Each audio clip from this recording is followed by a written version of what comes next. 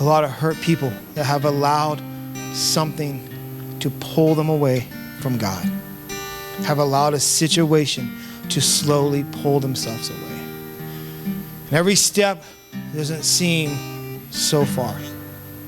Every time you go a little bit away from God, I can get back there. I'll focus on God tomorrow when my problem's over. When everything gets right, I'll come back to God.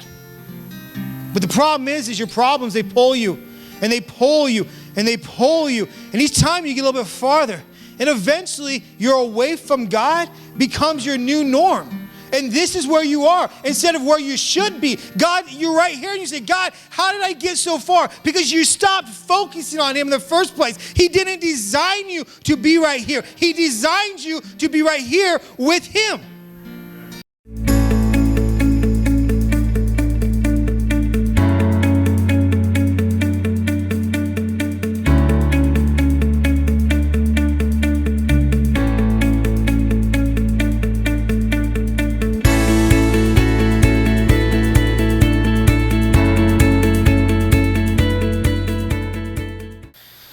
We're going to talk a little bit about our journeys today.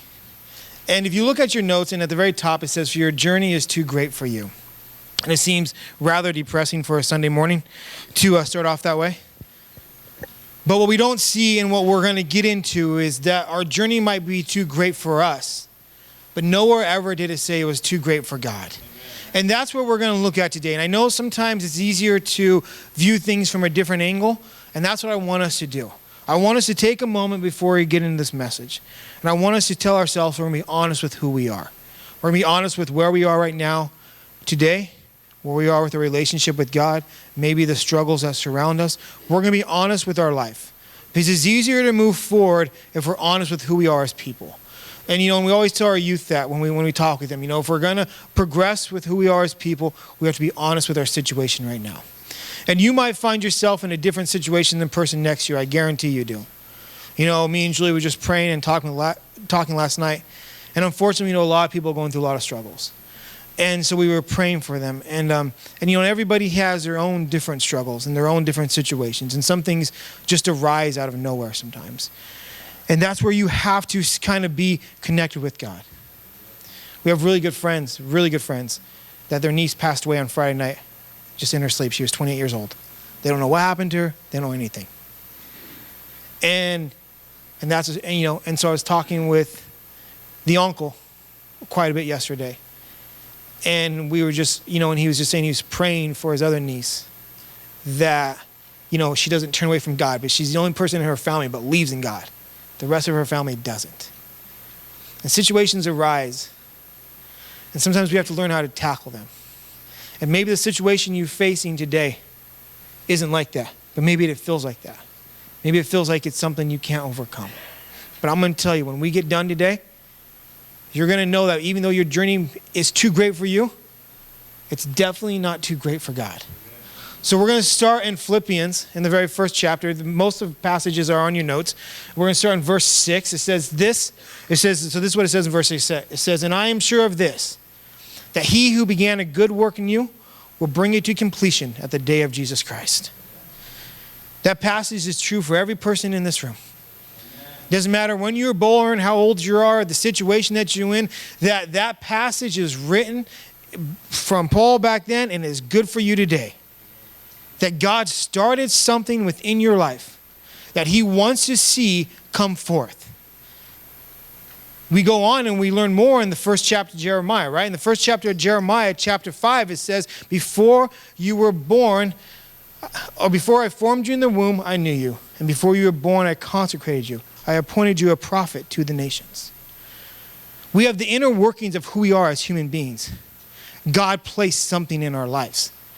That it's more than just what we do for a living.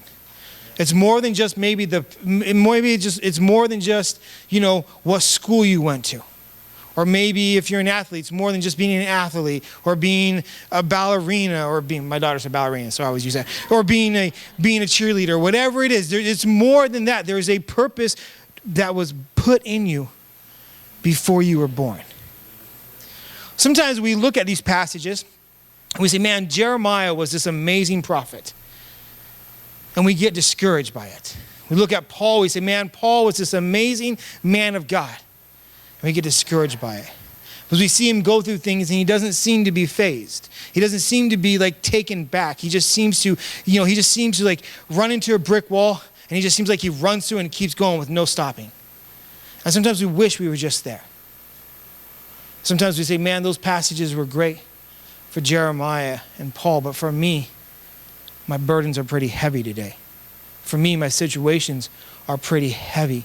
And I know those apply to me, but I don't foresee actually living up to them. And I'm telling you today, and I will encourage you with some more scriptures, but what God put within your life, he has destined for you to do. And what we cannot have happen, we cannot have a situation pull us away from where God has us. Because what it does is then it distracts us. And if Satan can pull you away from your path by a situation, then he's already winning the battle. Because every time he gets you a little bit farther away from God, he's getting more and more between you, and you get more and more discouraged. Jeremiah, if you read through the very first chapter of Jeremiah is kind of telling God, I'm not sure if I can do all of this. And towards the end of Jeremiah, it's not in your notes, but it's the last couple of verses of the first chapter of Jeremiah, God tells him to get dressed. He basically tells him, get dressed and get ready for battle. Because he tells him, I have made you like a bronze wall, like a fortified city in which no one can come against. No one will be able to defeat you. No one will be able to destroy you, because I walk and I am beside you. And that's where we have to get. Jeremiah had this amazing challenge, and God said, don't worry about the challenge. Worry about me. Worry about what I'm telling you to do. Worry about what I have for you. On your pages as well, it also tells you, I want to read you one more passage.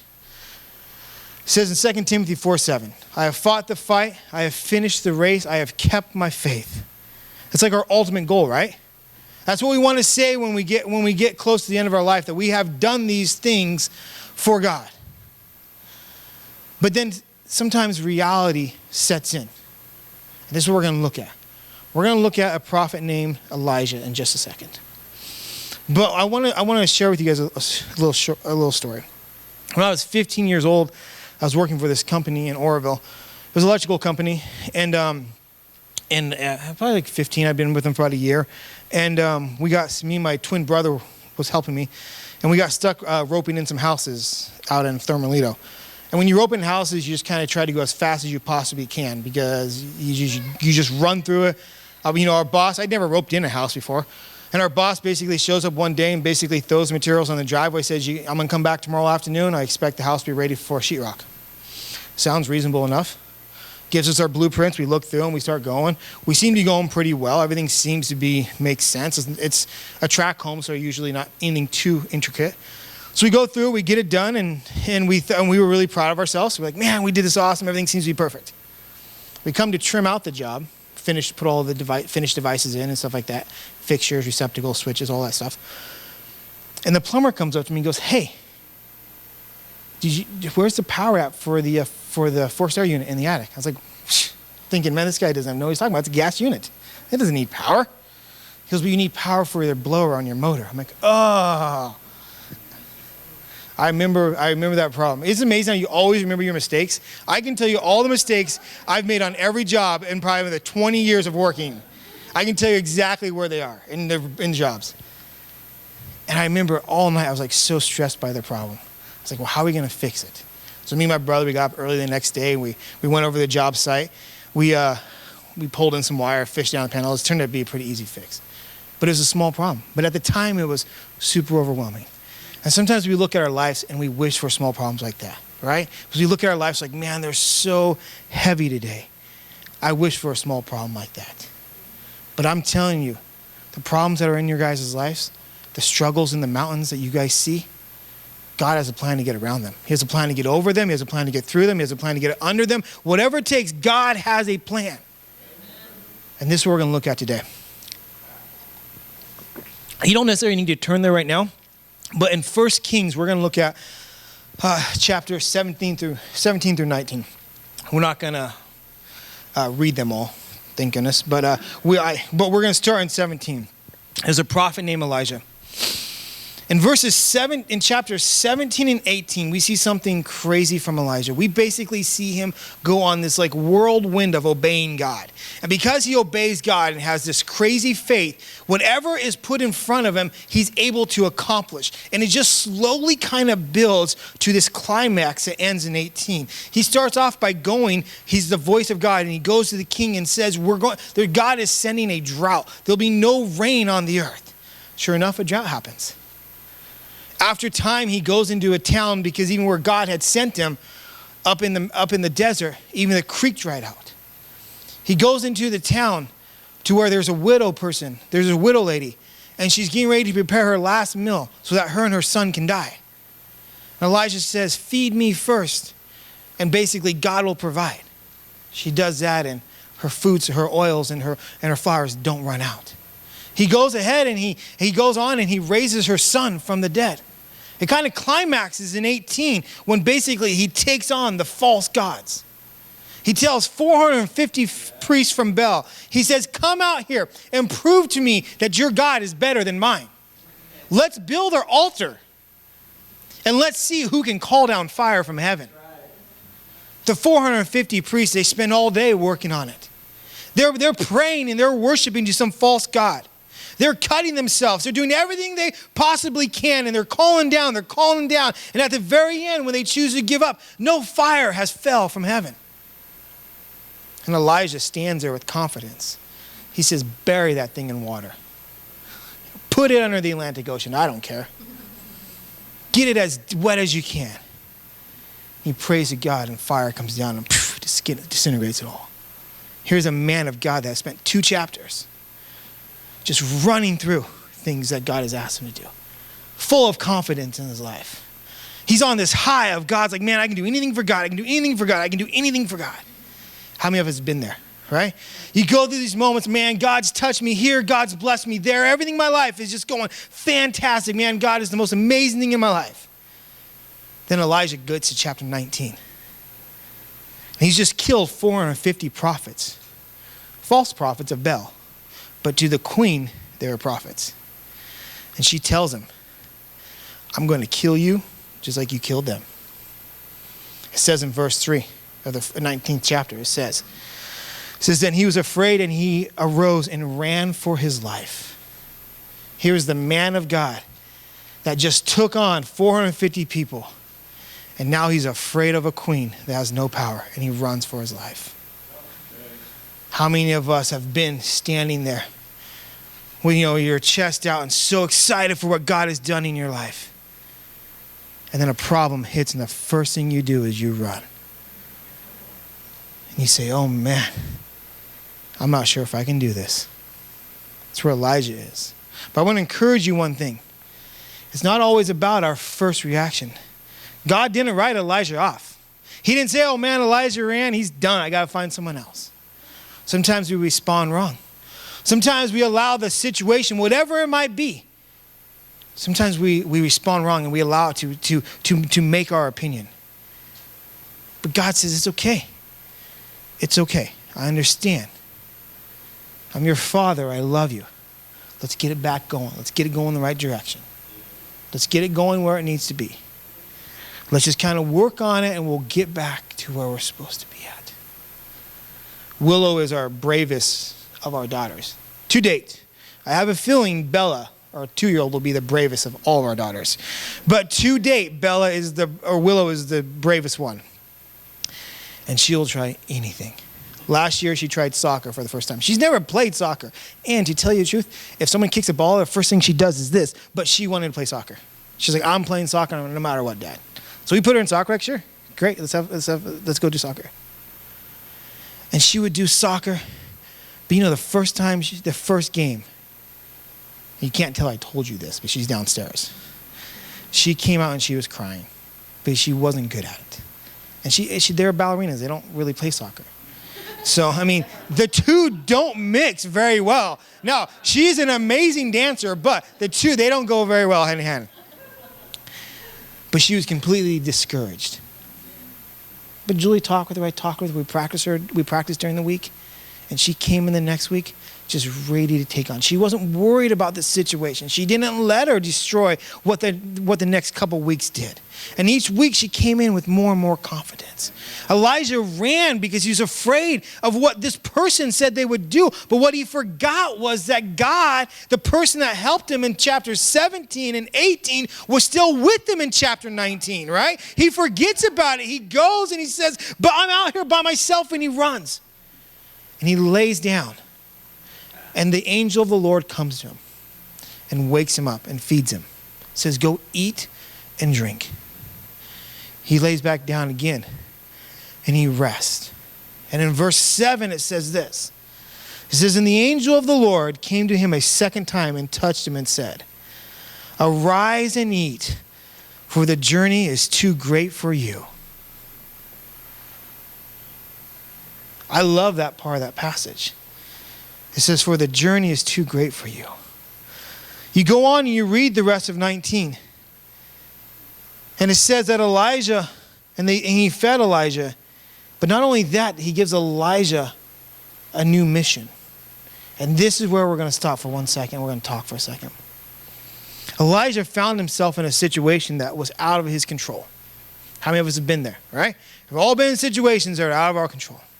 It wasn't positive. It wasn't something he was excited to share about. Someone was coming to kill him and he couldn't do anything about it. He ran. And God said, let me come help you. Let me come help you get to where you're going next. He didn't say, let me come help you and let's go back. He says, I have something else for you to do. See, this is where we get hung up at as believers. We get a problem, and we get stuck right here in our problem. And this situation that looms over the top of us, it consumes everything we have. It's on the forefront of our mind all the time. And God is, that's where Elijah was when he ran. It was right here. He's like, this lady's coming to kill me, and she has an army, and chances are they're probably tougher than me. And he's running, and it's consuming everything he has. But what God says is, don't worry about the problem. Don't worry about it. But come over to here to where I want you at. That problem's still there, potentially.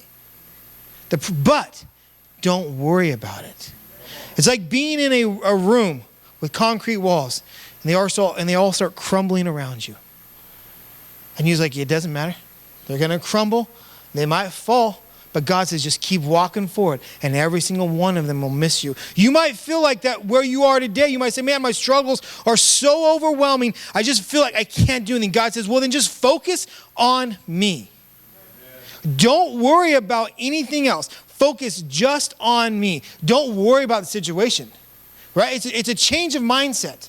It's what sometimes we forget. We get a problem. We want to tell everybody about it. We want everybody to maybe feel sorry for us. We want everybody to go. But what God says is, you have a problem. I never told you wouldn't. But what I'm telling you is, while your journey is too great for you, it was never designed to be too great for me. While it might be impossible for you to walk through it, it's exactly where I'm willing to go. It's exactly the places I'm willing to carry you. It's exactly the places I'm willing to cross with you. It's exactly what I want you to be. You can't let the problem itself dictate how you believe in God. Because the moment it starts to dictate it, Satan's already won the battle. He's already won. He's winning the war every time you give it to him. And that's not what we were designed to do. A couple months ago, or maybe, I don't know, it might have been a year ago, I don't really know, but a little bit ago, Julia was up here worshiping on a Sunday morning. She's back here doing what she does. And doing a lot better than I would do up here. But she's back here worshiping. And someone comes and talks to me in the back. They go, hey, can I talk to you for a second? I'm like, sure, why not? So I go back there and I talk with him for a little bit. He goes, hey, God gave me a vision for you and Julie. He goes, I saw this vision of you guys going down these class 5 rapids. So again, I saw you guys sitting on this little tiny raft. Not too tiny. I'm not a very small guy. But it is tiny in comparison for what I need. He's like, and God's just telling me that this raft, it's big enough for what you need. It's big enough to get you through those class 5s. Now, most of us want to live our lives on some like gentle, like big old wide river that has no class 5s. And some big old nice boat that you don't even feel that you're on the water, just cruising along, going from place to place. But sometimes we face those class 5s. Sometimes they see overwhelming. You come over the top and all you see is whatever you see. I've never gone water rafting, but whatever you would see when you went there, that's what you see. My dad can't swim. Like, he literally can't swim. So, like, we never did stuff like that growing up because he can't swim. So he'll take the girls swimming. Like, no, that is not a great idea to take. You can't swim, so you can't take them unless I'm with you. So whatever you would see when you go class 5 rapids, that's what it is. And God's telling you that the raft is big enough that you're on. You may want a bigger raft. You may want the biggest raft they have. But what you got will get you through your problem as long as you focus on where God is taking you, right? The moment you say, hey, I need a bigger raft. Hey, I need more air. I need a lot. God says, where I put you is going to work for you. But you got to get through there. You got to get through it. Elijah had to learn that the problems arise. And the moment he allows himself to destroy who he is and to pull him away, then he can't go forward. That's exactly what it is. Think about it for a moment. What is the one thing that gets you down right away? You don't think Satan uses that as a tool? You don't think that's where he attacks you first at? You know? Elijah, maybe his insecurity, because he was afraid of the king anyways because of the prophets. So maybe that was why did that happen. You don't think the devil doesn't use those tools against you? He says, hey, you're insecure about your relationship? I'm going to send you things that make it false. But you know what you're going to do? You're going to focus on what God's called you to do. You're going to say, all right, God, I'm trusting in you. I'm doing exactly what you want me to do. You want me to go do this? This is what I'm doing. I'm not going to allow all those other things, all those other negative thoughts, all those other negative things to come against me. Maybe the evidence is overwhelming in your life. Maybe you have a sickness and you need healing. And you said, every doctor says I can't make it through it. Maybe you have a financial burden to where it's like, the stress is so great you can't sleep at night. Maybe you need help with a relationship. And you've tried every time to reach out. And every time you're shut down. God says, I want you to change the way you approach things. Don't worry about the relationship. Worry about what I'm having you do right now. Don't worry about maybe the financial need. Focus on what I'm telling you to do. Because when your mind is 100% on the problem, when it's always on the problem, when you're always Peter sinking in the water, then how do you know when God reaches down to pick you up? If all you stare at is you sinking, you're never going to see the hand when it comes down. You're never going to see it. You're going to go down wishing that God was there, and God was like, I was reaching for you so many times. All you had to do was reach up and grab.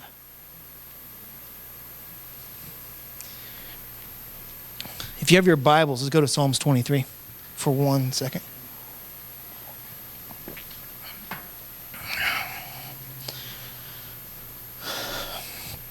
In the 23rd chapter of Psalms, I wanted to share this with you. We're going to go into this. I'm preaching again next week, so I expect all of you guys back and to bring a friend. But we're going to pick up a little bit here next week. But I want to start here. We're going to go through this passage for a second. In Psalms 23, it says this: the Lord is my shepherd, I shall not want. If we stopped right there, life would seem pretty good. The Lord is my shepherd, I shall not want. I have 3 daughters. That was not necessarily by design, but I am completely blessed to have 3 daughters. They think the world of me. They think their dad's like the greatest person in the world. And they think I can do anything. I mean, they're convinced I can do anything. I one time convinced them that I used to like ice skate, and I would go on all these places and do like these tours. I could do backflips on ice skates. And then we went someplace to go ice skating. And they're like, Dad, can you go? I'm like, no, I can't do that. But anyways, but they trust me as they should. But they trust me, and they know that I'll protect them. If something is wrong, if they're having a bad day, they go to Mom. If they feel scared or hurt, they run to Dad. The Lord is my shepherd. I shall not want. He goes on to say, he makes me lie down in green pastures. He leads me beside still waters. He restores my soul. In verse 4 it says, this is verse 4 and 5 are probably two of my favorite parts of this passage. It says, even though I walk through the valley of the shadow of death, I will fear no evil. It doesn't say maybe. It doesn't say only if you're not lucky. It says, when I walk through the valley of the shadow of death, I will feel no evil. For you are with me. Your rod and your staff, they comfort me. I love verse 5. I absolutely love verse 5. It says, you prepare a table before me in the presence of my enemies. You walk and you serve a God that when everything else is coming against you, will stand in the middle of the battle for you and says, you're tired, you're exhausted, you look hungry, let's sit down and eat together. Let's build up your strength again. I am your God, and it doesn't matter what is outside these tables, I will protect you every single time. We serve a God that will walk into the middle of the enemy and carry you through. He is your God. He will fight the battles for you every single time. But you have to allow him to do that for you. You can't just assume it will happen. You ever had someone like ask you something without asking you something? So what are you doing this Saturday? I'm going to go biking. Oh, it sounds like a lot of fun. Yeah, I just got a new bike. Oh, that's cool. So what time are you leaving? Oh, I'm leaving around 7 o'clock. Oh, yeah, who are you going with? They ask you every single question besides, hey, can I go biking with you? Yeah, you can. You only had to ask. God says, let me. I want to help you. I want to be that person for you. But you got to say, God, can you help me? God, can you carry me when the waters are too deep? When my feet hurt and my back is sore, can you pick me up and get me past it? When I'm hungry and I just need a night of rest, can you feed me and give me peace? But you gotta ask. The situations, they might seem overwhelming. You might say, I don't know you don't know what I'm going through. And I don't. I probably don't. But I know what I'm going through. I know what's in my life. I know that every year, those problems sometimes get harder and harder. And that little tiny issue I had like 20 something years ago of the not having power to 4-star unit, I would give to have that problem 7 times a day.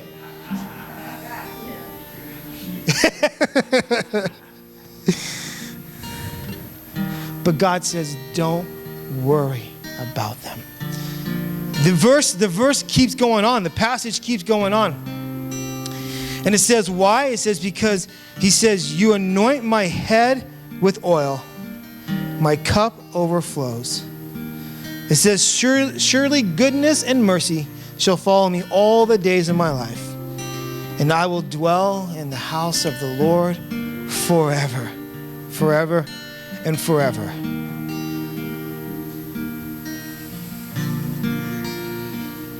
I work in construction. I have my whole entire life. It's done since I was 15 years old. And there's a lot of people I know that work in construction. Doug, that comes to first service, and John, and there's a lot of people that work in construction, and they can testify this. That it's a world full of hurt people. Everybody you meet is scarred and hurt from something. One of the guys that used to work for us, he always say, well, you can't really be in construction unless you're an alcoholic and divorced. He says you're going to have to if you're going to be it, that you're going to I'm like, I think I'll pass. But it's unfortunately true. A lot of hurt people that have allowed something to pull them away from God, have allowed a situation to slowly pull themselves away. And every step doesn't seem so far. Every time you go a little bit away from God, I can get back there. I'll focus on God tomorrow when my problem's over. When everything gets right, I'll come back to God. But the problem is your problems, they pull you, and they pull you, and they pull you. And each time you get a little bit farther, and eventually you're away from God becomes your new norm. And this is where you are instead of where you should be. God, you're right here and you say, God, how did I get so far? Because you stopped focusing on him in the first place. He didn't design you to be right here. He designed you to be right here with him. But if you just allow those steps to pull you away, it's going to get harder to get back here. You don't have to answer this question either, but I'm going to ask it. One point in time in my life, it's hard to believe.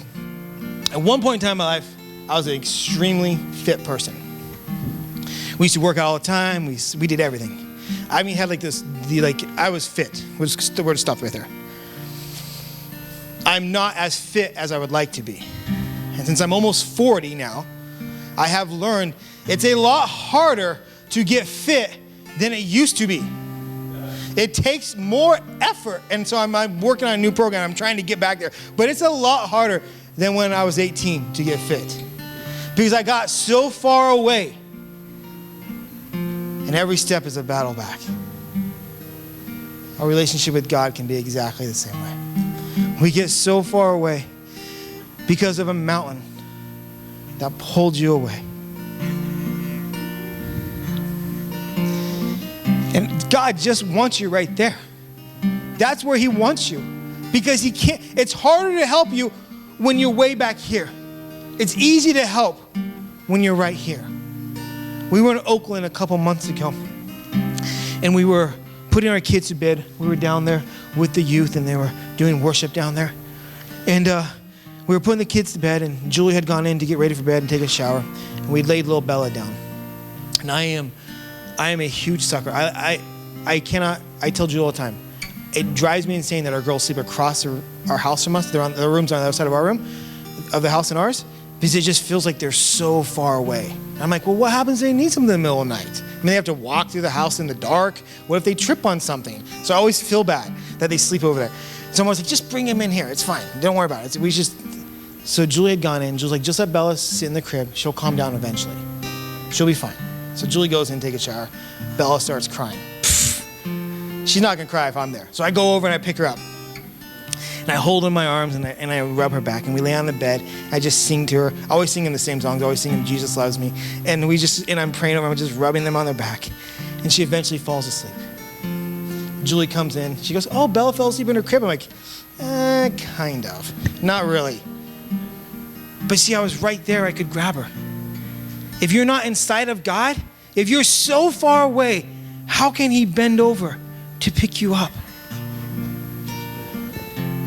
You have to keep focused on him. You have to keep your mind there. You have to say, okay, God, I get I have problems. I get they seem overwhelming. I get that. But I'm going to turn towards you and I'm going to focus solely on you. I want to do something a little bit different today as we close down. I feel like sometimes, I know a lot of times our problems get the complete best of us. And my message was to encourage you guys that even though your problems seem overwhelming, that God is there to pick you back up. And that with God, nothing is impossible. But sometimes you got to take your first step yourself. Sometimes you have to go out there and say, okay, God, you're right. you're right. When it says we eat before our enemies, when it says you lead me through the valley of a shadow of death, when it says you restore my soul, I get all that. But I have to be willing to do something for you as well. Most of us in this room have something that's overwhelming in our lives, a situation that is hard. And we have had a hard time getting past it. We've had a difficult time moving beyond it. Today, Julie's going to sing a song. And I want you to lay it at the altar. I want you to walk up with faith, like I said earlier. And I want you to lay it at the altar. And I want you to say, okay, God, from this moment on, this problem, it no longer defeats me. This situation no longer gets the best of me. I'm laying it down. And when I stand back up, I'm focusing on exactly what you want me to do. You may wake up tomorrow and it might feel like a burden on you again. And you kneel down and you say, okay, God, I lay it at the altar again. And maybe you wake up on Tuesday and you have to lay it back at the altar. Maybe you have to give it to God. But you got to start somewhere. You got to try it, otherwise it'll never work. You can't get healthy unless you eat properly and exercise, right? You can eat as much McDonald's as you want, and you can watch as much TV as you want, and you can say, I'm the healthiest person on earth. It will never work until you change what you're doing. Your problems that have overwhelmed you and have beaten you down, it's time for you to lay them at the altar. It's time for you to say, God, this is for you. This is for you. And I surrender it to you today.